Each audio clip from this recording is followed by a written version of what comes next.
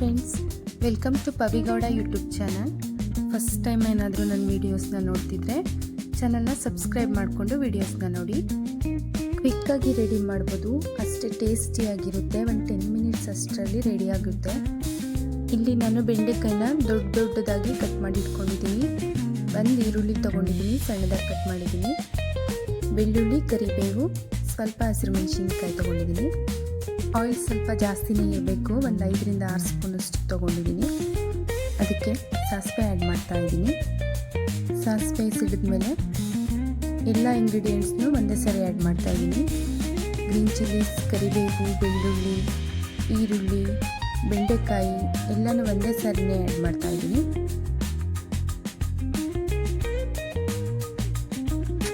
Gas flame ಹೈಯಲ್ಲೇ ಇರಲಿ. Gas flame ಹೈಯಲ್ಲೇ ಇಟ್ಕೊಂಡು ಇದನ್ನು ಫ್ರೈ ಮಾಡ್ಕೊಬೇಕಾಗುತ್ತೆ.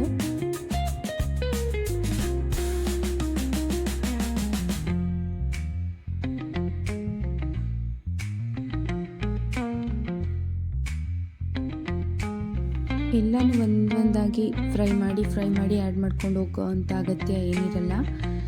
ಒಂದೇ ಸಾರಿ ಎಲ್ಲ ಇಂಗ್ರೀಡಿಯೆಂಟ್ಸ್ನೂ ಆ್ಯಡ್ ಮಾಡಿ ಒಟ್ಟಿಗೆ ಫ್ರೈ ಮಾಡಿದ್ರೆ ಆಗುತ್ತೆ. ಟೈಮ್ ಸೇವಿಂಗ್ ಕೂಡ. ಬೆಂಡೆಕಾಯಿ ಚೆನ್ನಾಗಿ ಫ್ರೈ ಆಗಬೇಕು.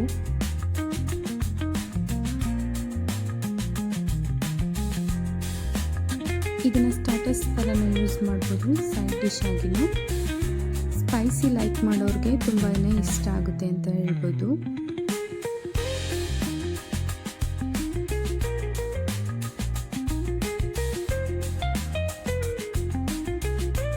ಒಂದು 50% ಆಲ್ರೆಡಿ ಕುಕ್ ಆಗಿದೆ.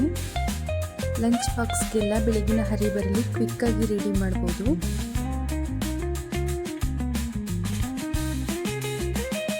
ಈ ಟೈಮಲ್ಲಿ ಸಾಲ್ಟ್ ಆ್ಯಡ್ ಮಾಡ್ಕೊಳ್ಳೋಣ.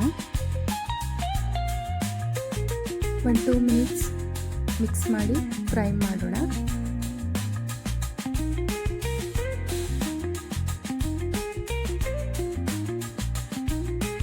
ನಾವು ಮುಂಚೆ ಡ್ರೈ ರೋಸ್ಟ್ ಏನು ಮಾಡಿಲ್ಲ ಬೆಂಡೆನ. ಇವಾಗ ಸಾಲ್ಟ್ ಆ್ಯಡ್ ಮಾಡಿದ್ಮೇಲೆ ಸ್ವಲ್ಪ ಅಂಟಂಟು ಆಗುತ್ತೆ. ಪೂರ್ತಿ ಚೆನ್ನಾಗಿ ಡ್ರೈ ಆಗೋವರೆಗೂ ಫ್ರೈ ಮಾಡ್ಕೊಳ್ಳೋಣ. ಆಲ್ಮೋಸ್ಟ್ ಎಲ್ಲ ಫ್ರೈ ಆಗಿದೆ, ನೋಡ್ತಿರ್ಬೋದು. ಈರುಳ್ಳಿ ಎಲ್ಲ ಕಲರೆಲ್ಲ ಚೇಂಜ್ ಆಗಿದೆ, ಫುಲ್ ರೋಸ್ಟ್ ಆಗಿದೆ ಬೆಂಡೆಕಾಯಿ ಎಲ್ಲ. ಇವಾಗ ಮಸಾಲ ಪುಡಿಗಳನ್ನ ಸೇರಿಸ್ಕೊಳ್ಳೋಣ. 1 ಸ್ಪೂನಷ್ಟು ಗರಂ ಮಸಾಲ ಮತ್ತು ಧನಿಯಾ ಪುಡಿನ ಸೇರಿಸ್ಕೊತಾ ಇದ್ದೀನಿ. ಸೇರಿಸ್ಕೊಂಡು ಚೆನ್ನಾಗಿ ಮಿಕ್ಸ್ ಮಾಡ್ಕೊಳ್ಳೋಣ. ಇಲ್ಲಿ 2 ಸ್ಪೂನಷ್ಟು ಚಿಲ್ಲಿ ಪೌಡರ್ನ ಆ್ಯಡ್ ಮಾಡ್ಕೊತಾ ಇದ್ದೀನಿ. ಈ ಸ್ಟೇಜಲ್ಲಿ ಫ್ಲೇಮ್ನ ಮೀಡಿಯಮ್ ಇಟ್ಕೊಂಡು ಎಲ್ಲ ಮಸಾಲ ಪೌಡರ್ನ ಸೇರಿಸ್ಕೊಳ್ಳಿ, ಇಲ್ಲಾಂದರೆ ಎಲ್ಲ ಸೀದೋಗೋ ಚಾನ್ಸಸ್ ತುಂಬ ಇರುತ್ತೆ. ಎಲ್ಲ ಚೆನ್ನಾಗಿ ಮಿಕ್ಸ್ ಮಾಡ್ಕೊತಾ ಇದ್ದೀನಿ. ಜಾಸ್ತಿ ಟೈಮಿಂಗ್ ಕುಕ್ ಮಾಡೋದು ಬೇಡ, ಎಲ್ಲ ಕುಕ್ ಆಗಿದೆ. 1 ಮಿನಿಟ್ ಎಲ್ಲ ನೀಟಾಗಿ ಮಿಕ್ಸ್ ಮಾಡಿ ಫ್ಲೇಮ್ ಆಫ್ ಮಾಡಿಕೊಂಡ್ರೆ ಬೆಂಡೆ ಮಸಾಲ ಫ್ರೈ ಅಥವಾ ಡ್ರೈ ರೆಡಿ ಆಗುತ್ತೆ. ಇದು ಆಲ್ಮೋಸ್ಟ್ ರಾಜಸ್ಥಾನಿ ಸ್ಟೈಲಲ್ಲಿರುತ್ತೆ. ಟೇಸ್ಟ್ ಮಾತ್ರ ತುಂಬಾ ಚೆನ್ನಾಗಿರುತ್ತೆ. ನೀವು ಯಾವುದೇ ರೀತಿ ಮೆಥಡಲ್ಲಿ ಮಾಡಿರ್ಬೋದು. ಈ ಥರ ನಾನು ತೋರಿಸ್ಕೊಟ್ಟಿರೋ ಮೆಥಡಲ್ಲಿ ಒಂದು ಸಾರಿ ಟ್ರೈ ಮಾಡಿ ಟೇಸ್ಟ್ ಮಾಡಿ ನೋಡಿ. ಎಲ್ಲ ಟೇಸ್ಟ್ನ ಮರೆತುಬಿಡ್ತೀರಾ, ಅಷ್ಟು ಚೆನ್ನಾಗಿರುತ್ತೆ. ಚಪಾತಿ ಜೊತೆಗೆ ಮಾತ್ರ ಸೂಪರಾಗಿರುತ್ತೆ, ಟೇಸ್ಟಿಯಾಗಿ.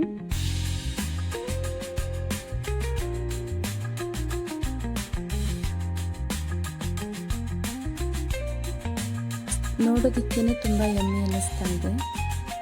ಇದು ಪರೋಟ, ಅಕ್ಕಿ ರೊಟ್ಟಿ, ಚಪಾತಿ ಎಲ್ಲದ್ರ ಜೊತೆಗೂ ಚೆನ್ನಾಗಿರುತ್ತೆ ಕಾಂಬಿನೇಷನ್. ಆಲ್ಮೋಸ್ಟ್ ಡನ್, ರೆಡಿ ಆಗಿದೆ. ಇವಾಗ ಇದನ್ನು ಸರ್ವ್ ಮಾಡ್ಕೊಳ್ಳೋಣ ಬನ್ನಿ. ನಾನಿಲ್ಲಿ ಚಪಾತಿ ಜೊತೆಗೆ ಸರ್ವ್ ಮಾಡ್ತಾ ಇದ್ದೀನಿ. ನನ್ನ ವಿಡಿಯೋಸ್ ಇಷ್ಟ ಅಂದರೆ ಲೈಕ್ ಮಾಡಿ, ಶೇರ್ ಮಾಡಿ, ಚಾನಲ್ನ ಸಬ್ಸ್ಕ್ರೈಬ್ ಮಾಡಿ. Thank you for watching.